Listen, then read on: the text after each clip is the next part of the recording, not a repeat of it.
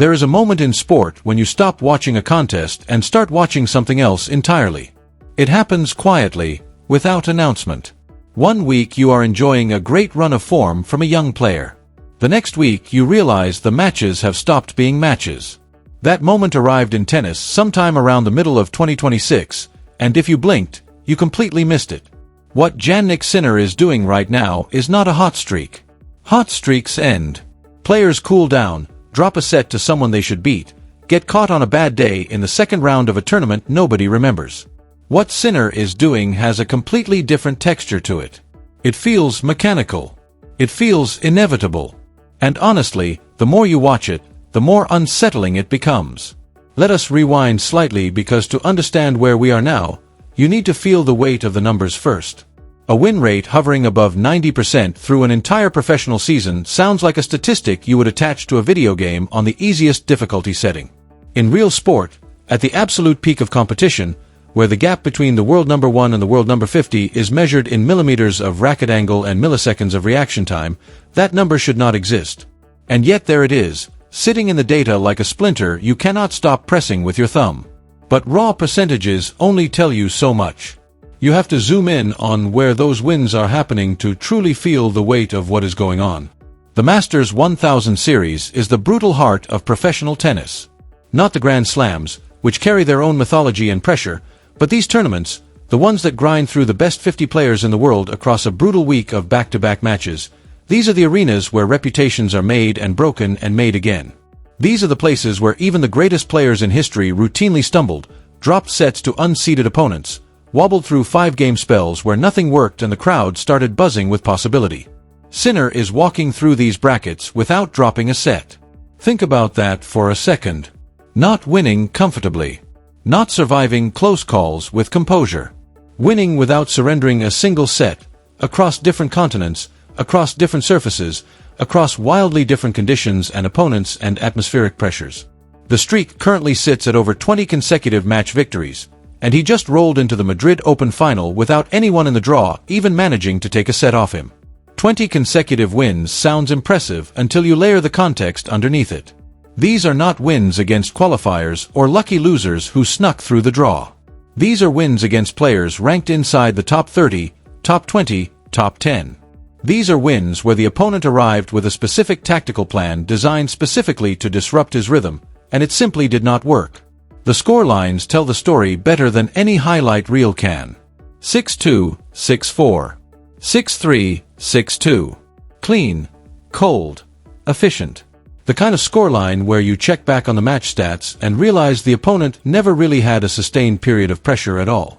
They had moments, brief flickering moments where it felt like something might shift, and then suddenly those moments were gone and the match had moved on without them. He conquered the so-called Sunshine Double, winning both Indian Wells and Miami in the same swing through North America. Players talk about the Sunshine Double the way climbers talk about back-to-back mountain peaks. The physical and mental toll of doing both in the same stretch, adjusting to different courts, different crowds, different winds off the desert, is genuinely enormous. Sinner did it without looking remotely stretched. And now with Madrid progressing around him, he is on the edge of something that even the most devoted historians of the sport are struggling to contextualize.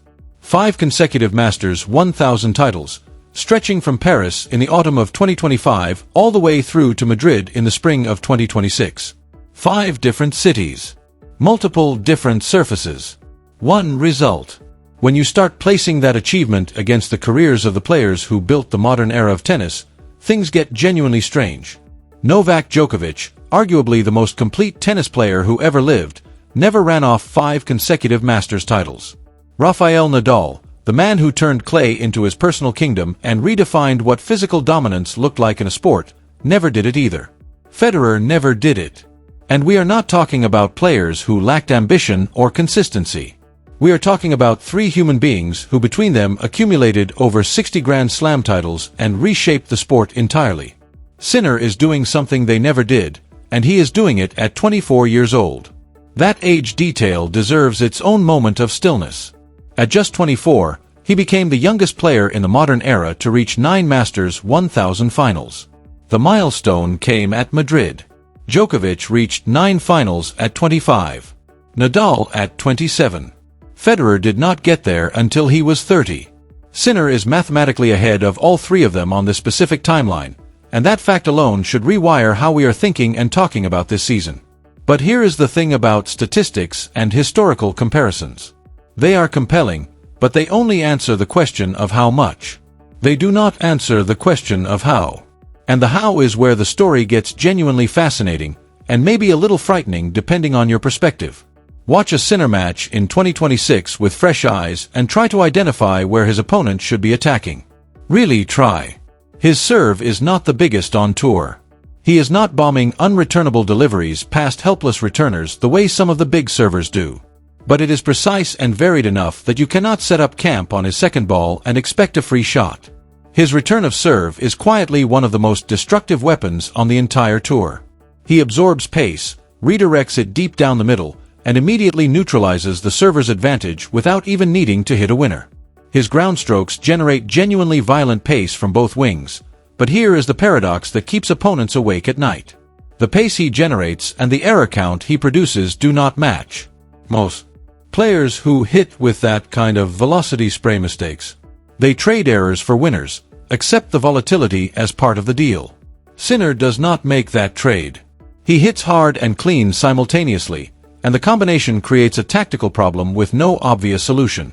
When there is no clear weakness to target, the entire nature of competing against someone changes.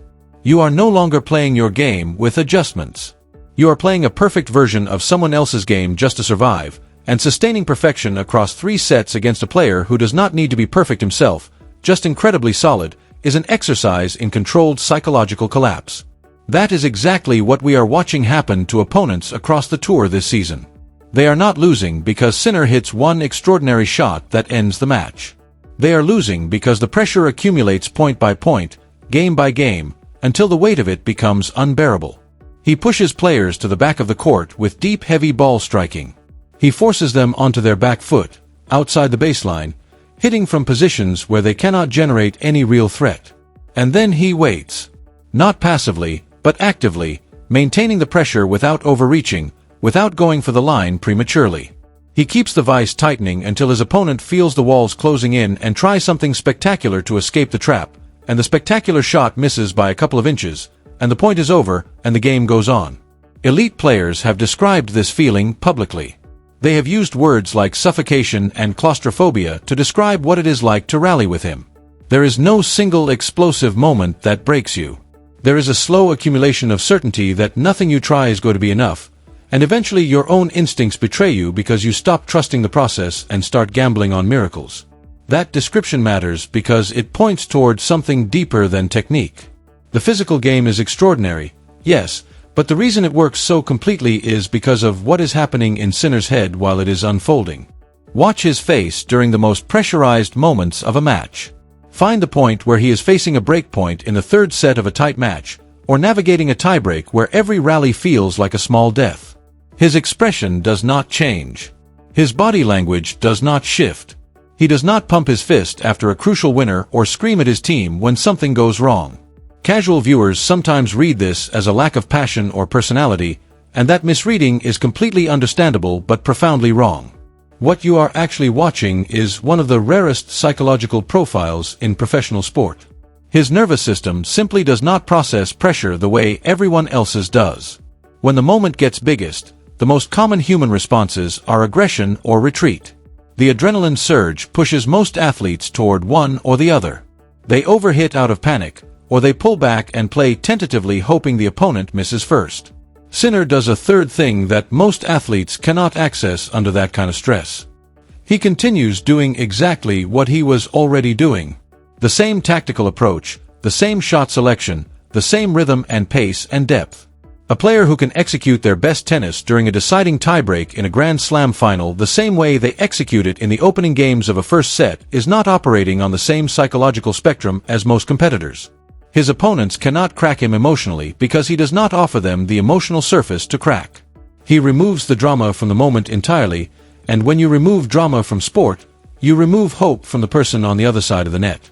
The data that captures this most vividly is the consecutive sets record at Masters 1000 level.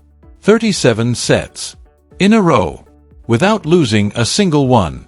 The previous record was held by Djokovic at 24 consecutive sets, set back in 2016, and the tennis world treated that number as something approaching an absolute ceiling on human consistency. A number built on the specific combination of talent and focus and physical condition that only existed inside one person on the planet at that specific moment.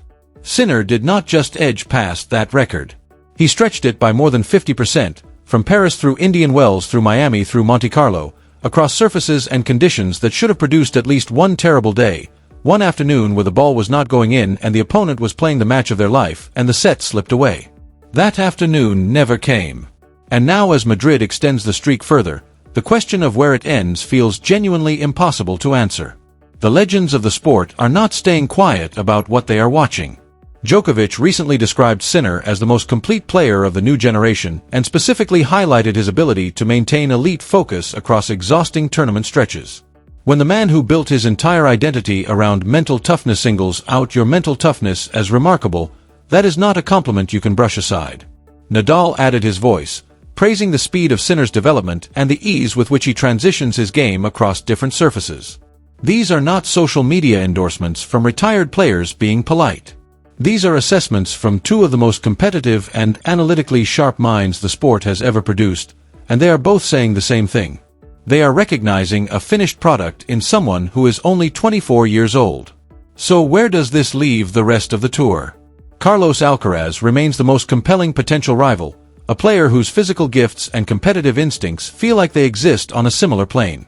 But Alcaraz has been navigating injury and inconsistency through this stretch of the season, and the window where he could have challenged Sinner match after match has remained closed. Djokovic is managing his schedule more carefully now, picking his moments with a deliberate calculation of someone protecting a legacy rather than building one. The rest of the field, gifted and